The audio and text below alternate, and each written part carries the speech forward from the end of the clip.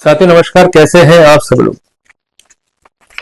आज एक महत्वपूर्ण टॉपिक पर मैं चर्चा करूंगा। टॉपिक जो है जुड़ा हुआ है regarding the medical examination of a victim, जिसके लिए कुछ नियम कायदे कानून है जिसको हमको पढ़ना होगा। जो बेस सेक्शन है वो है 184 BLSS। इसमें 7 जो है सब सेक्शंस हैं। सब सेक्शन 1 ये कहता है कि अगर किसी महिला के साथ रेप कमिट हुआ है, रेप कमिटेड या उसका अटेम्प्ट हुआ है,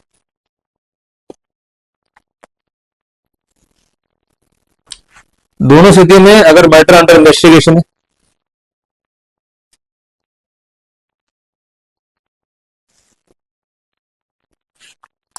तो वो कंसर्न जो महिला है उसको एग्जामिन करेगा medical expert. He is required to be RMP, इसको हम कहेंगे रजिस्टर्ड मेडिकल प्रैक्टिशनर।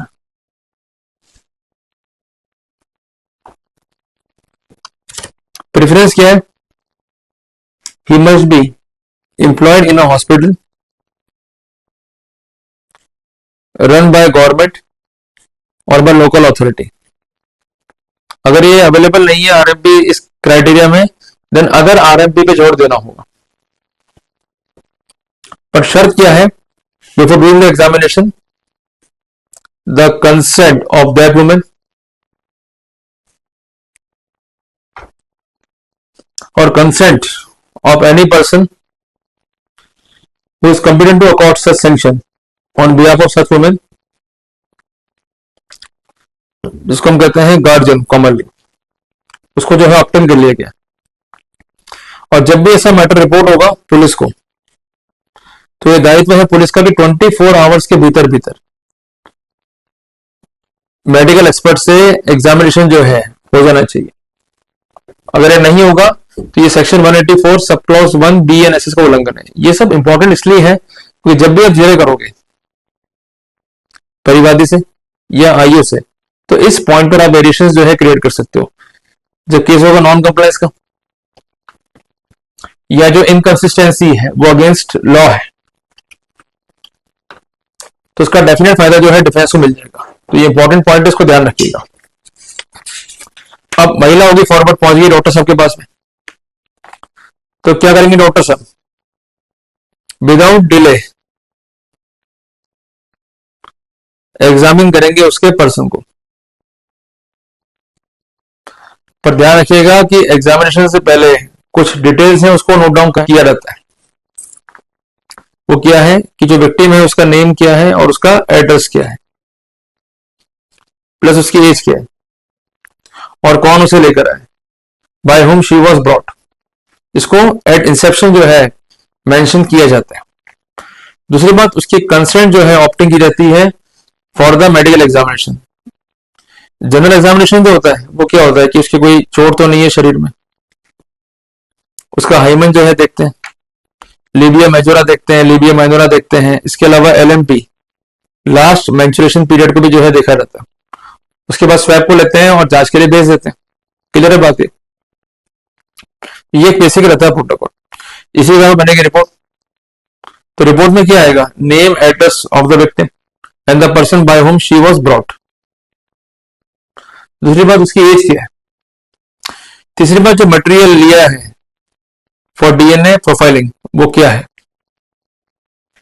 चौथी बात, कोई इसको इंजरी तो नहीं है बॉडी में, जो मैंने बताया भी आपको, उसको मेंशन करेंगे। पांचवी बात, उसका मेडिकल कंडीशंस क्या है। और छठी बात, अदर रिक्विजिट कंडीशंस जो कि रीजनेबल है। इसके बाद जो नियम नंबर 3 है वो पिक्चर में आएगा, जो ये कहता है कि संक्षेप में, जिसको हम कहते हैं प्रिसाइसली, ये रिपोर्ट जो है मेंशन करेगी उन्हीं सभी रीजंस को जिसके आधार पर कंक्लूजन्स को जो है ड्राइव किया गया है। चौथी बात, रिपोर्ट में लिखा जाएगा, जैसा मैंने कहा भी आपको, कि जो कंसेंट है उस महिला की वो ली गई या नहीं ली गई। अगर वो इनकम्पिटेंट है to accord the consent, means minor है, या अनसाउंड माइंड की है तो उसका जो गार्जियन है उसके जो है कंसेंट को ड्रॉ करना पड़ेगा।